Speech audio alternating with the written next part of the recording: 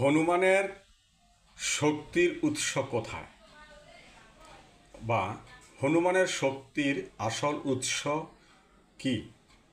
হনুমানের আসল শক্তির উৎস ছিল ভক্তি, ব্রহ্মদেবের বর, সূর্যদেবের শিক্ষা, আত্মবিশ্বাস, বিশুদ্ধ মন। ভগবান শ্রীরামের প্রতি অটুট ভক্তি, রামের নাম স্মরণ করলেই তার শক্তি 1000 গুণ বেড়ে যেত। শাস্ত্রে আছে, রাম নামেই হনুমানের অদ্ভুত শক্তি। ব্রহ্মদেবের বরদান। জন্মের পর ব্রহ্ম, ইন্দ্র, বরুণ, অগ্নি সব দেবতাই তাকে আশীর্বাদ দেন যাতে তার উপর কোনো অস্ত্র কাজ না করে। সূর্যদেবের শিক্ষা। সূর্যদেবের কাছ থেকে বেদশাস্ত্র শিখে বুদ্ধি, জ্ঞান ও ধৈর্য অর্জন করেন।